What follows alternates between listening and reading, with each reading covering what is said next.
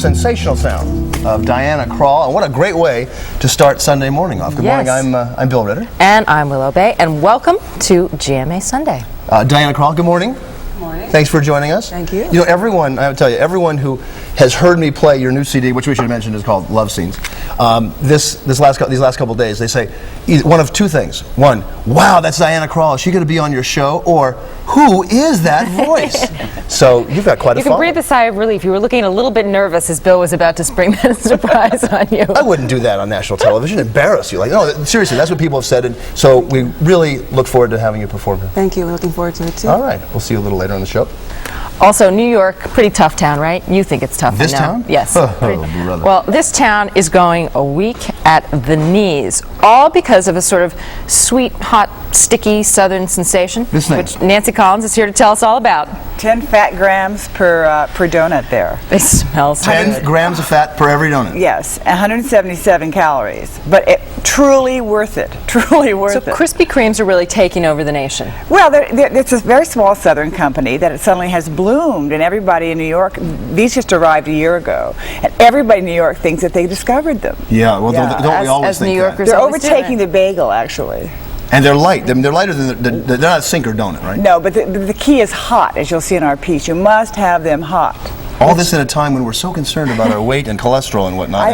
I think 10 we're going grams of back fat. the other way. I think there's going to be a revolution, and this is part of the revolution we're looking at. Okay, we'll see you a little later in the show with your Absolutely. Krispies. Yes. All right. Hot Krispies. And we're also going to hear about a controversial approach to educating kids about gun violence. Bill Rediker's here with that. You went out to Portland, Oregon for a pretty interesting program out there. We spent a couple of nights in the ER, the emergency room out there, and profiled a doctor who seems to have come up with perhaps a solution to the problem with kids and guns. So we'll be talking about that. Okay, all that coming up. We have donuts, we've got answer to violence and guns, and we've got the lovely and talented Diana Krall. All that coming up on GMA Sunday. But first we're going to get caught up on the morning's news, and we begin this morning in Tampa, Florida, where 3 straight days of rain have added up to the soggiest December since 1907. Now, as of yesterday, the area had put up with 8 inches of rain this month. So far, flooding problems have been minor. They're hoping that will continue.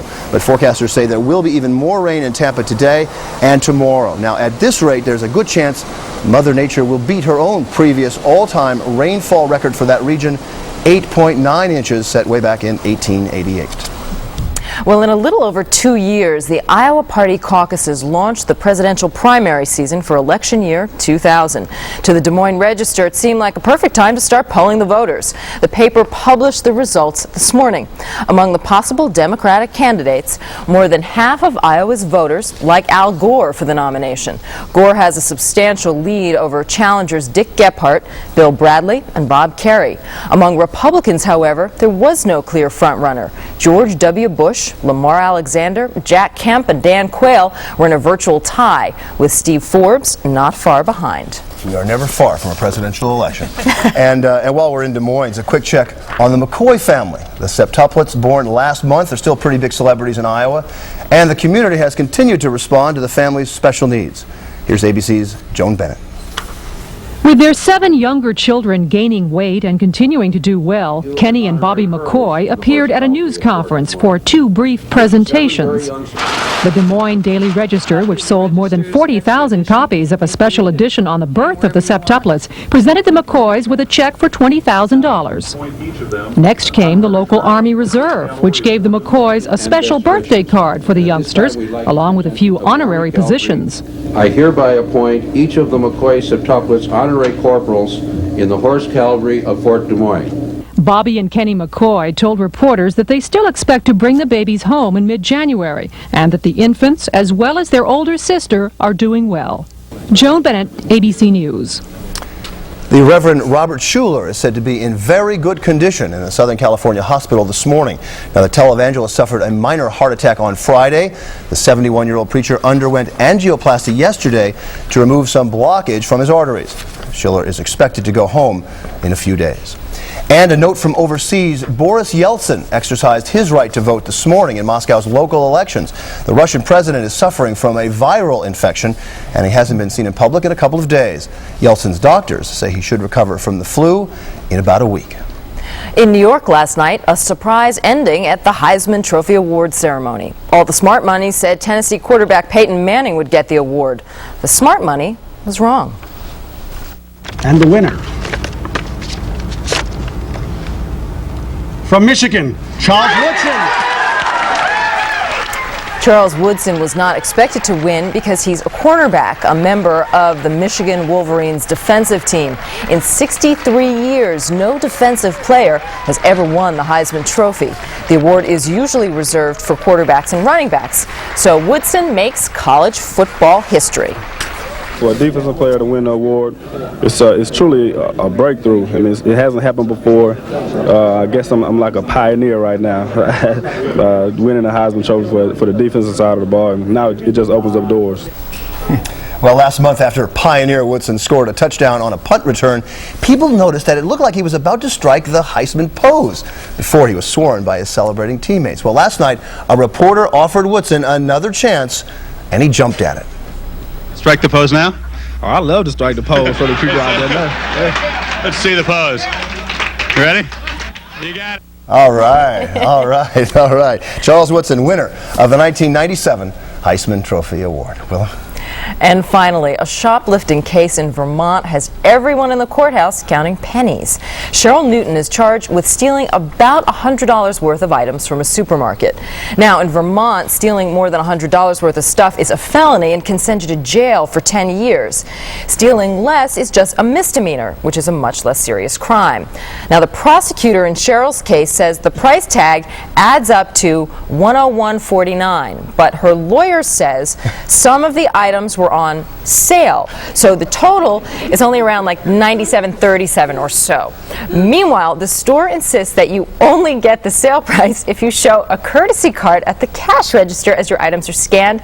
Of course, that's exactly the step Cheryl is accused of skipping, so the store says she is not entitled to the discount. So we'll be watching this very carefully for further developments. This is like one of those ethics questions you get in philosophy classes in college or something, right? Or something. Yeah. It's why you should always check your receipts. It's also why you should always pay so you get the receipt that you can check it later. And it's why you shouldn't shoplift, because you never know when you're going to go to jail for it. Wow.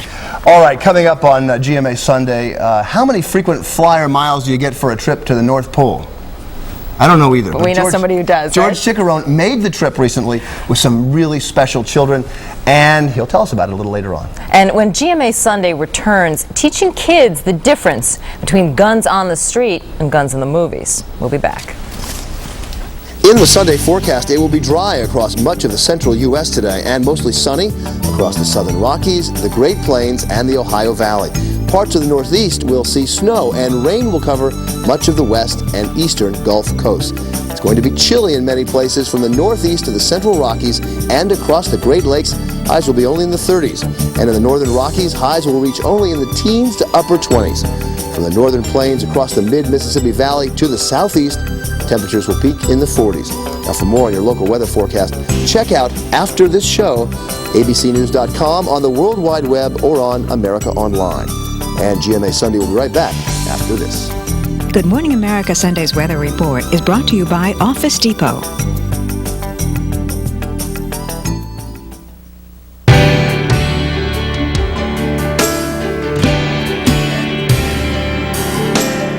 Well, ask any kid about guns, and they'll probably tell you about the latest action movie. But ask any emergency room doctor about gun violence, and she'll probably talk about kids. More than 5,000 children in this country die every year from gunshot wounds. Bill Redeker has been looking into one doctor's campaign to try to reverse that, and he's here. Good morning. Good morning, Bill. Yeah, it's an incredible story when you think about it, that kids really don't know, we found out, the pain of a gunshot wound. Remember, their frame of reference is usually television shows or movies. Bad guy gets shot, picks himself up, goes after the good guy, that sort of thing. Yeah. But we did find a trauma surgeon out in Portland, Oregon, a woman named Dr. Linda Evans, and you'll see, I think, from this report that she gets to the heart of the matter. Tony's here on the right side. All bleeding was from the mouth. I want you to keep your head nice and still. And I'm Friday night, Legacy Emmanuel Hospital in Portland, Oregon. Dr. Linda Irwin directs a team of trauma surgeons. We're going to take good care of you. It is not a job for the faint-hearted. It's very busy. You have to make a lot of complicated decisions rapidly. I want you to push now against me and try and turn your head to the right. We're one of 2 level 1 trauma care centers in Oregon, so we get the very severely injured people. Too often, that means Dr. Irwin has to operate on teenagers who have been stabbed or shot. It's a job that takes an emotional toll. Maybe part of it is some sort of adult shame that we fail to protect them somehow. Some feeling that this isn't anything this kid should be dealing with, much less, this just shouldn't happen. A few years ago, Dr. Irwin decided that she had witnessed enough violence. Something had to be done. Kids had to be warned about the pain of gunshot wounds. And it was a 16-year-old victim who made that abundantly clear. And as I was wheeling him into the operating room, he looked up at me, he looked straight in my eyes, he said with complete and utter honest shock, "I didn't know this would hurt."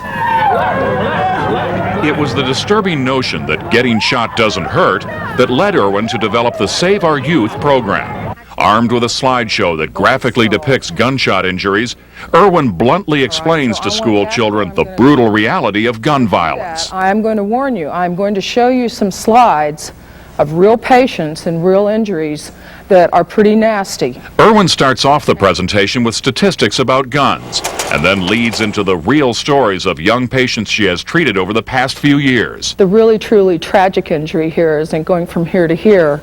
This bullet severed this young man's spinal cord and put him in a wheelchair for the rest of his life. Irwin knows on this day she's dealing with a tough audience. These kids think they know all about guns since most of them live in a home with a hunting rifle. How many of you guys in here have guns in your homes? But after Irwin explains how easily kids can shoot other kids, the message sinks in. We all have a lot of guns around the house, and what she said, I'm thinking about telling my parents not to get them by me because I'm actually scared of things now. Yeah. Irwin has delivered her presentation to hundreds of schools, clubs, and community groups throughout Oregon. She's learned to tailor the message to different audiences, toning it down a bit for younger kids. The bullet went in here, and see how it just blasted the watermelon and made this big hole on the way out? She has also made an important discovery about what works and what doesn't, and which slides her audience reacts to.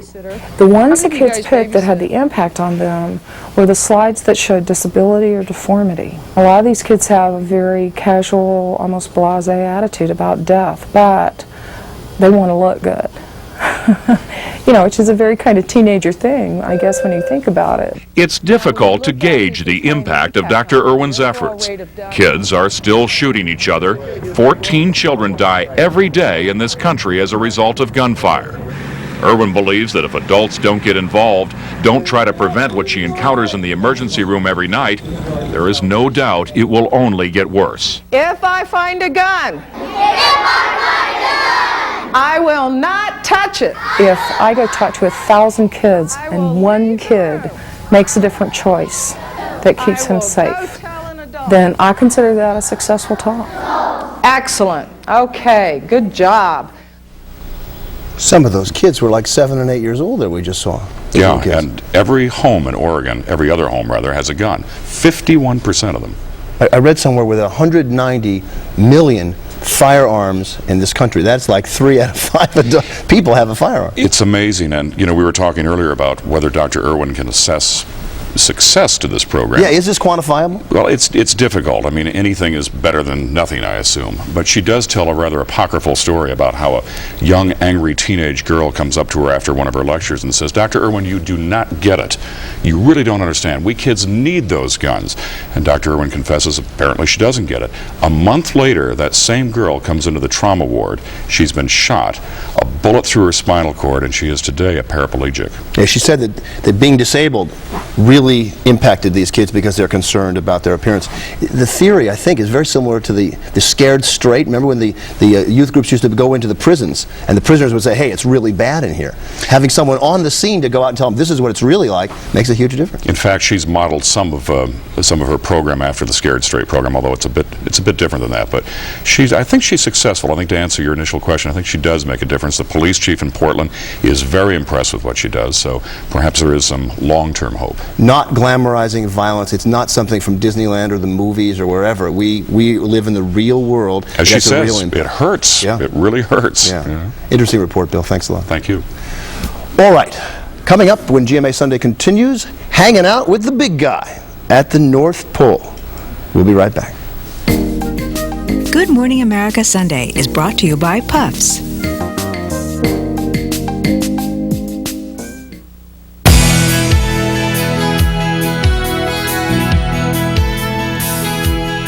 Well, we all know how tough travel is during the holiday season. For example, just try booking a flight to the North Pole. They are all filled up, and George Chickarone is here to tell us why. That's right, they're all filled up. They were filled to the brim with a bunch of kids and an old guy, and we went on what's called a great adventure.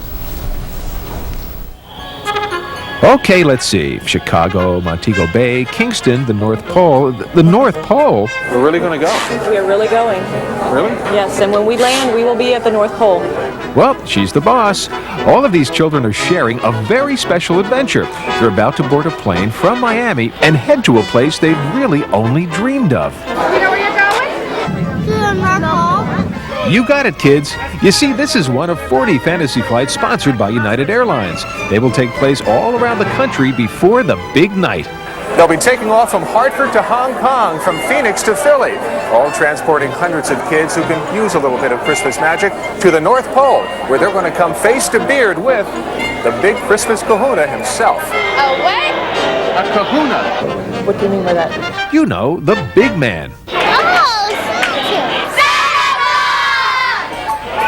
Most of these children are either from disadvantaged homes, low-income areas, handicapped, children who really need to have a Christmas experience.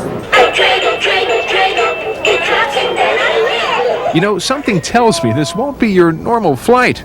Oh, yes, I do love the holidays. There'll be a left turn out straight north across Hudson Bay up to the North Pole, and hopefully those darn reindeer will be off the runway. It was a magically speedy flight, only time for a few nervous smiles.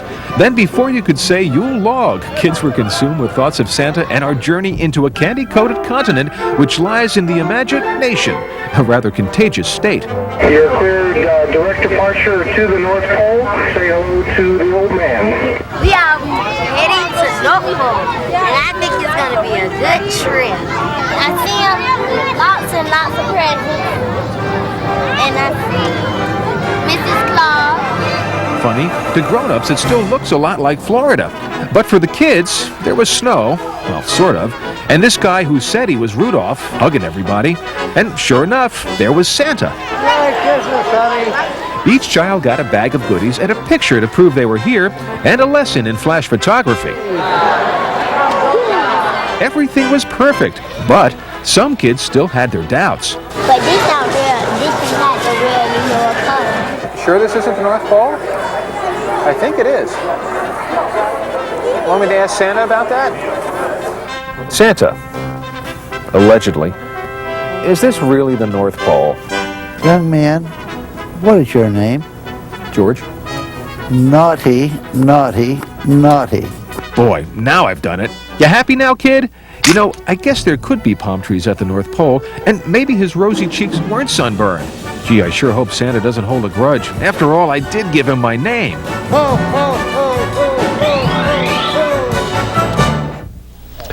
See, Santa forgave me. He waved to me and everything. These magical flights have been delighting kids for 7 years now, and believe me, that day, the skies have never been friendlier. Remember, it is said to have faith in something is to believe what you cannot see, and the reward is that you can see whatever you believe, and that's kind of what took place that day. All right, so everybody's dying to know, what's Santa really like? Very nice guy. He forgave me. I had to grill him. But, you know, we had some doubts. We had some doubting Thomases there. We won't really know for sure, though, how nice he is for He's a nice little man. bit of time. It was 230 kids. It's like 230 130? On that plane alone. And they're all from local Yeah. charities and things like that in Yes. the area. How does this work? I mean, what are the nuts and bolts of this? Well, basically, United Airlines, they put together about 40 flights, as we said, every year. And as you noticed, they sprinkle over into February because Santa Claus never sleeps. And It's because they're all so booked. I mean, you have to, you got to get in line and wait for a free seat to the North Pole. That's right, but everyone donates. Citgo donates the gasoline, the fuel used in the airplanes. Local department stores donate the toys that the kids receive, and it's just a great time. And Santa Claus, gives year-round. And then if the flight attendants volunteer and... Yep, everyone just basically gives from their heart, and it's a good program. They're hoping to even expand it more next year. Now, do the kids believe? What do they say to you? Most of the kids believe. I believe. Well, no, they did believe, and the kids that didn't, we tried to explain to them that snow doesn't always melt. It was kind of cute. The firefighters from first of all, snow in Miami is a risky thing at any. The firefighters from Dade County, they came out and de-iced the plane.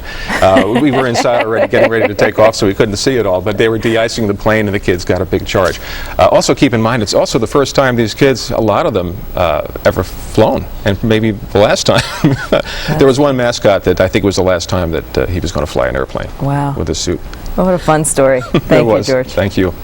And coming up, the Canadian Krall. Not a dance craze, nope, not a swimming stroke. It's Diana Krall, and we'll introduce you to her when we come back. You like that? Diana Krall, you ever heard that before? The Canadian Krall? Like That's a new one for me. Is it? Totally, yes. It's pretty... Throwing, crawling, all crawl for you. Are you flattered? By what? By the Canadian Krall? Oh, sure, I guess so. Yeah. We used to play... You know chopsticks, by the way? No. Oh, could you try it if I teach you to?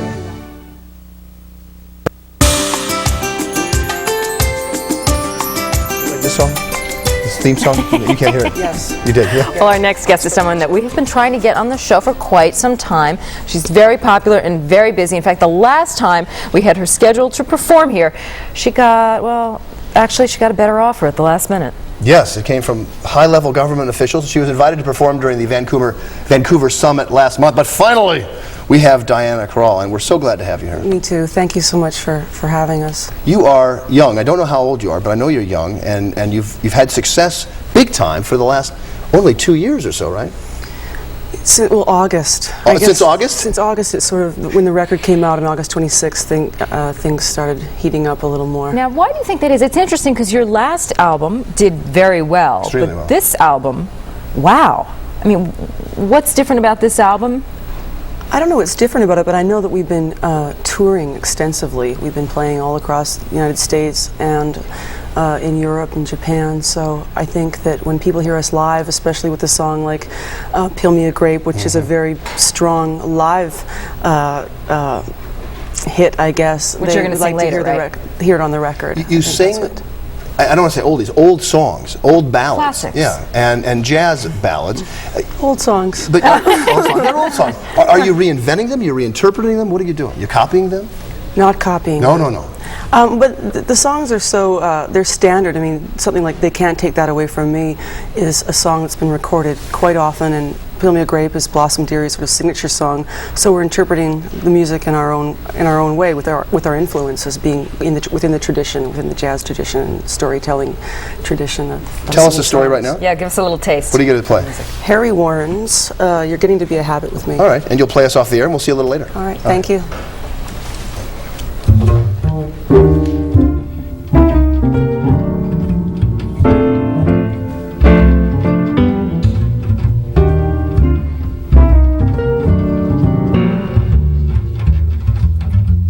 Every kiss, every hug seems to act just like a drug.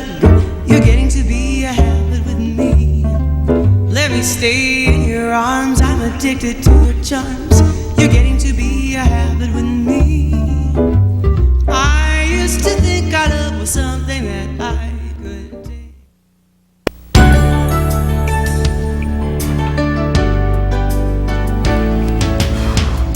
She's got a great voice. She does have a great voice. Sultry, torchy. And I love her twist on the classics, or old songs, as she calls them. Yeah, not copies, though. I like all the old songs. They're very old songs. Yeah. Diana Krall will be along a little later to perform Peel Me a Grape, which she has promised she would do for me after the show. Oh, sure. Well, no, in my dream she promised me she'd be in my Exactly, grave. there we go. Also, we talked about The it. smell is unbelievable. Have you eaten one of these Beyonds? No, I no, haven't I'm either. waiting. They told me I had to wait until Nancy Collins joined us to tell us all about the Krispy Kreme phenomenon and why it's why they're making a real name for themselves on the East Coast now after being a Southern tradition. But they said I have to wait, and it's not easy. And we're going to do a whole segment on why these are so hot, and not with just average folks, but celebrities who are very concerned about their weight and their waistlines. 10 grams of fat in each one. Still, they're gobbling them up by the dozens. What's a little fat among friends?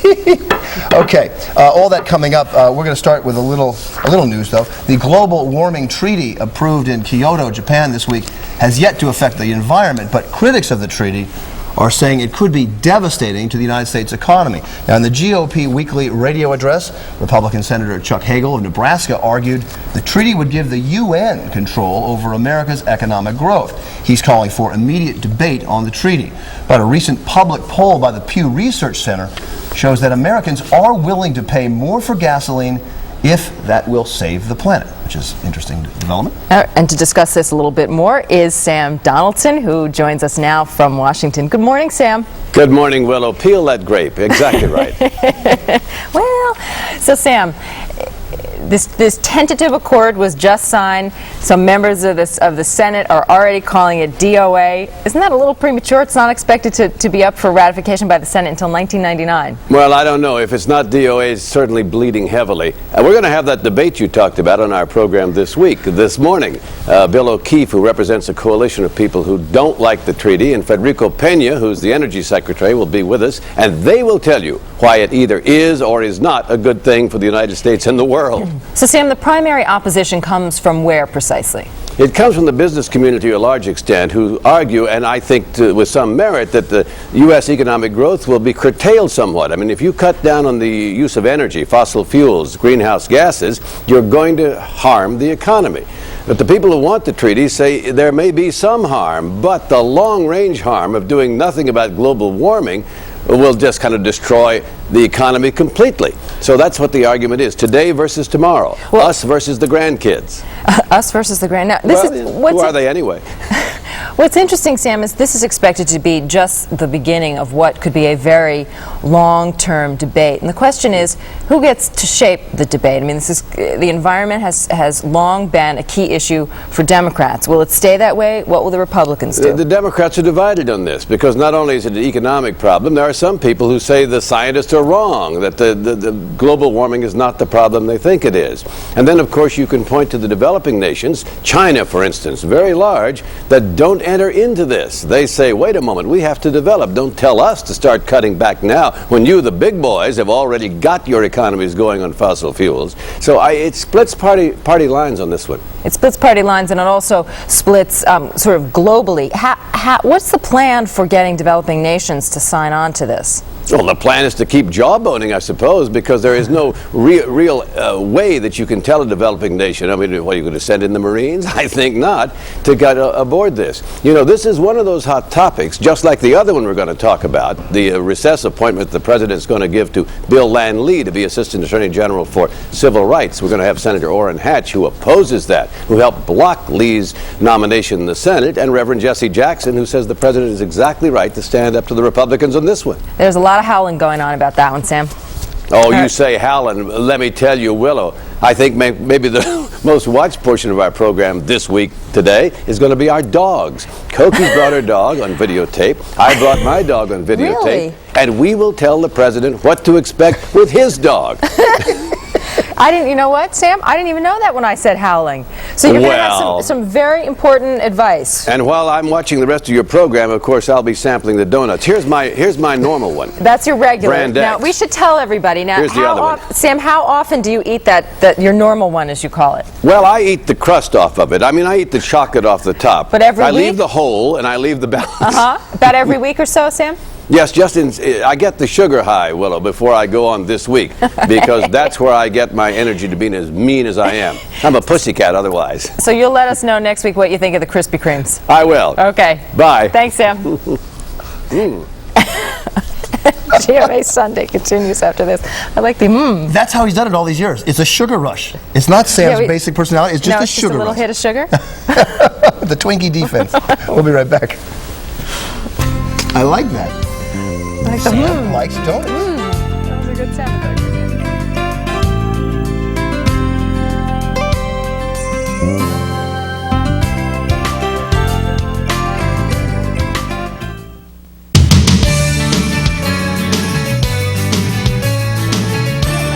Not yet? I'll wait. Till later? Yeah, I'll wait, yeah. Well, if you haven't heard of Krispy Kremes, you are definitely not from the South, where they are the definitive donut. But lately, it's not just Southerners who are finding themselves helpless in the sugary grip of these Krispy Kremes, and so we sent Nancy Collins out to investigate this very interesting trend. What did you find out besides bringing back all these luscious donuts? Well, first of all, these have been around the South for 60 years. And I first heard about it because a couple of friends of mine called me up one day and said, we're buying the Krispy Kreme franchises in Utah and Nevada. And I said, what's a Krispy Kreme? And then 2 weeks later, I pick up the New York Times Magazine, and there's a big piece by Roy Blunt, this very funny Southern writer who's in our piece. It was an homage to Krispy Kremes, essentially saying that Krispy Kremes are to donuts what angels are to people. That's how good they are. And you did a little story about it? I did an investigative piece. Yes. I went down, took my hidden cameras into the Krispy Kreme venues in New York and also in Atlanta. All right, well, let's take a look at it. Where the coffee is 5, the donuts 5. To some, this may seem like a simple donut, but to others, it's a taste of transcendence, a doughy dissertation on the sweetness of evil. It's acknowledged as being unhealthful and sinful, and it's like the yin and the yang. You have to have a little bit of sin so you can appreciate the other end of it. They're outrageous. It's going to cost me about an extra 5 miles tomorrow by run. These days, New Yorkers are running to indulge in the latest trend in the culinary wars. They're called Krispy Kremes, and they're hot. In fact, hot is better. If it's hot, it's good. It's better than if it's cold. I don't want it. When the light's on out front that says hot now, you have got something that just melts in your mouth. I mean, the great thing about it, the hot thing, I want to stress this, is that it gives an element of randomness to the thing. If you drive by and the light's not on, you wait and come back a little later. It's sort of like, you know, life isn't fair, you know. It's like baseball or something. Sometimes you hit the ball just right and somebody catches it. Sometimes you drive by a Krispy Kreme and the light's not on. So it's sort of, it gives it a little sportive element, a little edge to it. That's right, that's right. It took New York shirt maker Mel Lev to recognize that this sweet, sticky Southern confection had just enough edge for New Yorkers. On a trip to Mississippi, he and his family polished off 5 dozen Krispy Kremes. And along with the sugar rush came a revelation. 10 minutes, 5 dozen donuts. And I realized a donut is not a donut. Mel Lev smells sweet success. I said, would you like to franchise? We're interested in your product. We think it can be a terrific item for New York. It's certainly been terrific for Mel, who's already opened 4 stores in New York. Krispy Kremes are new to New Yorkers, but Southerners have been true to them for 60 years. Down south, a sentimental journey starts with a bite into a Krispy Kreme. Sweet dreams are made of these. Krispy Kreme would have them hot, and we'd stop and get a box and ride around in the middle of the night eating those Krispy Kreme. We never got over a dozen apiece. College boys were very hungry. The Krispy Kreme was a donut. There was no other donut than Krispy Kreme. So it's like saying, what's your first memory of milk or your first memory of bread? I'm 45 years old.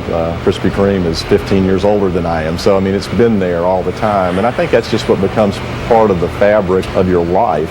Scott Livengood should know. As president of the company, he knows the secret formula and the bottom line.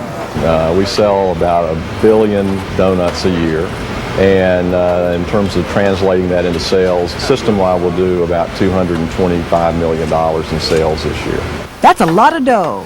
But what is it that makes Krispy Kreme different? It's really sweet. Now, some people eat a Krispy Kreme and say it's sweet, and I think, well, that's just like taking a bottle of hot sauce and putting it on and saying that's hot. You know, it's supposed to be sweet. It's very sweet, but it's very light and sweet. Krispy Kremes are really a trend now in New York. Does this surprise you, amuse you? It's a little strange. I mean, it's like if all of a sudden your mama became a celebrity. Celebrity, sweet, new and hot. All the buzzwords that push a New Yorker's buttons.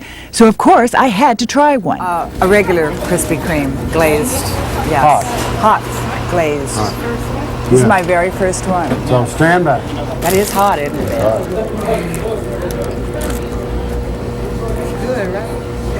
bedroom. This is really fabulous.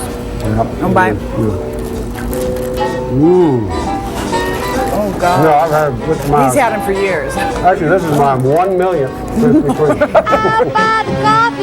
We'll buy the donuts, coffee and donuts stand. Now, that was your first Krispy Kreme. Was it your last one? No, it was my very first, and I had 3 in the space of 10 minutes. You don't look like it, may I admit? Time to have them now? Yes, Willow has not had any. Willow's not had one? I didn't know this. Joey sent me with napkins. I have not had one. Have you ever had one? No. The sort Okay. of problem So we're gonna with this is not really hot enough, but go ahead. Although they were just Might I sent serve a you, my little dear? while. You know, there's a secret formula which There is? it's in a vault someplace in Atlanta, and they actually told me part of it, but they swore me to secrecy. I'm deep donut. I can't tell you. Wait, you're going to tell us you know it and you can't Well, reveal it? yeast is a big component. Yeah, which makes them lighter. That makes them lighter. I mean, are they really significantly better? I'm not a real donut eater, so How it's you hard break to... your donut? That is so sweet. Well, I'm just going to bite into it like a bagel. You know, Mel actually sells 12,000 donuts a day at that store at 65 cents a pop. So Mel's doing very well. 12,000 a day. Wow. And that's a lot. That's only on the one store, you know. So they are lighter. There's no question they're They lighter. are lighter, and when they're hot, it's almost an orgasmic experience. Can I say that on early morning You just television? did, man. I just did. But it's the like sort of cool donuts hot, aren't quite there yet. But hot they're good. melted sugar. Yeah. It's kind of wonderful, actually. That sounds pretty orgasmic. Well, it was certainly Now, for me. again, these come with a price tag, 170 calories and 10 grams of fat. Yeah, which is, but you know, these are worth it. And actually what makes you think you're not eating as much They're is good. they're smaller. Yeah. So you think that you're not really having the big ones. well, a tough assignment, Nancy, but you pulled it off, babe. Thank you. All Thank you right. very much. Thanks a lot. That was really good, thank you. When GMA Sunday returns, Diana Krall will perform a song from her new CD. We can't wait. Thanks a lot. Would you like one? Yes, actually would like that. Thank you very much. This is my reward. They were good. They make me feel sick. They were good.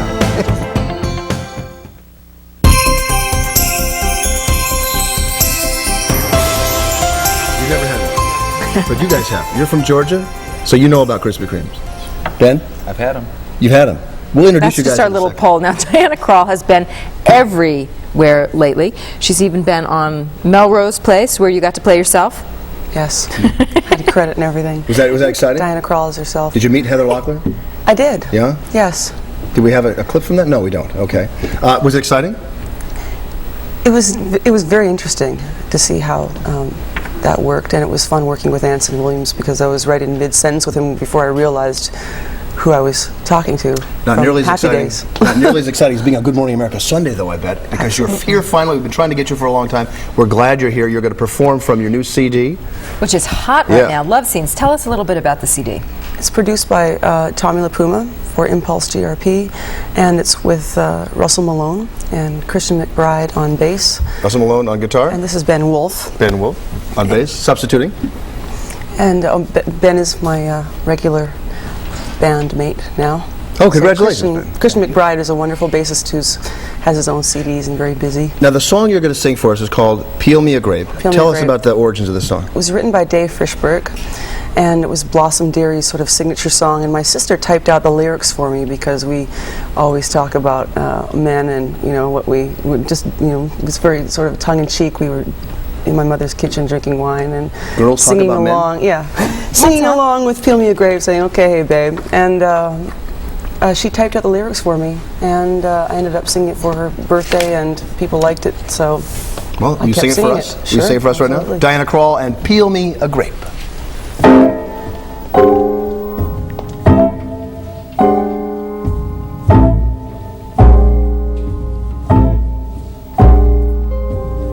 Peel me a grape, crush me some ice, skin me a peach, save the fuzz for my pillow.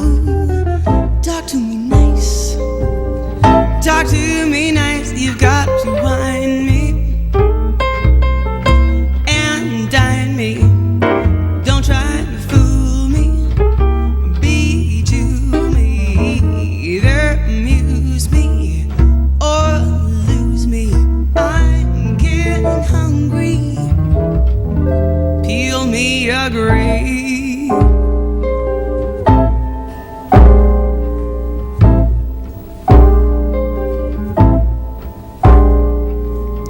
Pop me a cork, a French me a fry.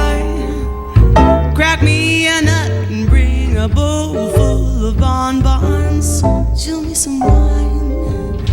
Keep standing by, just entertain me. Champagne, show me you love me. Kid, love me, best way to cheer me. Cash, baby, I'm getting hungry.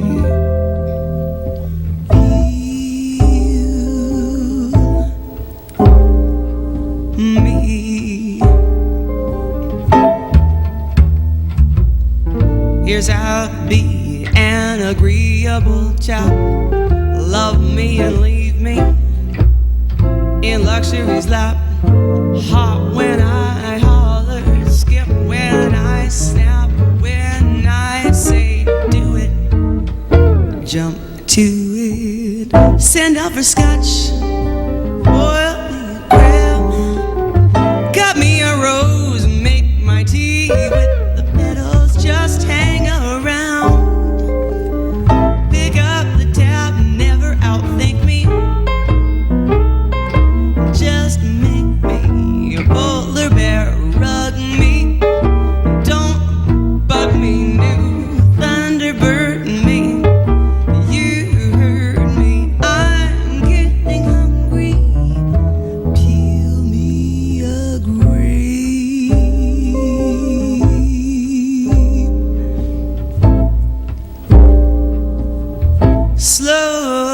Slowly.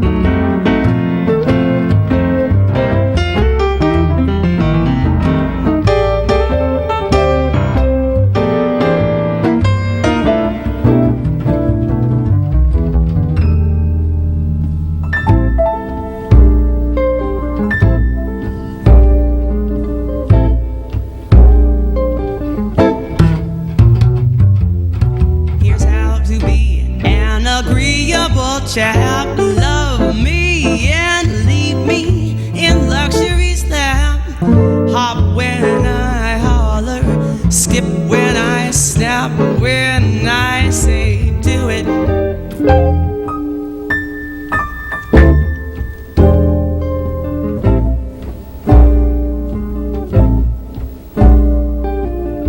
Send out for scotch, call me a cab,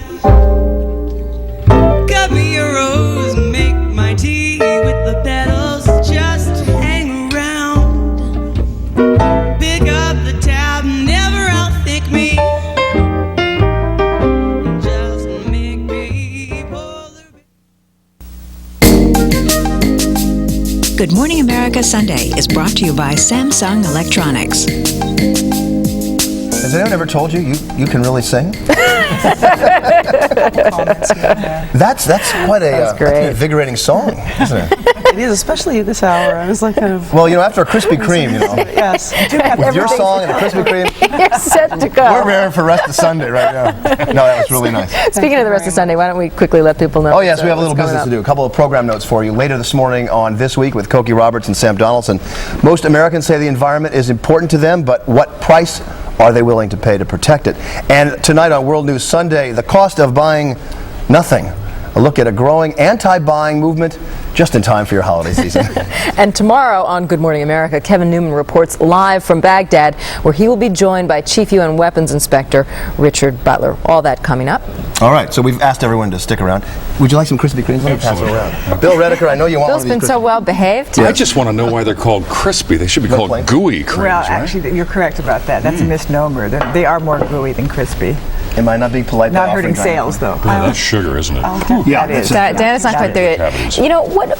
You were talking about how tough this is early in the morning, and we have performers come in all the time early in the morning, and we don't think anything of it. How hard is it for you to sing first of all, when you've been up performing late the night before, but also really early in the morning? Is there stuff that you have to do to get ready? It's not tough. I don't think it's so much tough. Yeah, it is. It is, because we work late, so you wind down, it's like 12:30, and then you get up at 5, so I think I have the concept that I'm going to have a nap last night. I'm going to have a nap, and 4-hour nap is a long nap, so. You look a lot more awake than you did when you first arrived. Oh yeah, that was a little rough. Thanks for coming in. Thanks everybody. Thank you Very interesting show this morning. See you next week, everyone. Nice to be See you later. I'm going to give you guys some more Krispy Kremes, if you don't mind. I want to try to George. I actually did not ever eat a Couple for the road. You keep that figure, George. I want to see just one of them. Oh, come on, Diana. Come on. One Krispy Kreme. The question is, Good Morning America Sunday has been a presentation of ABC News. More Americans get their news from ABC News than from any other source. ABC News, now always on.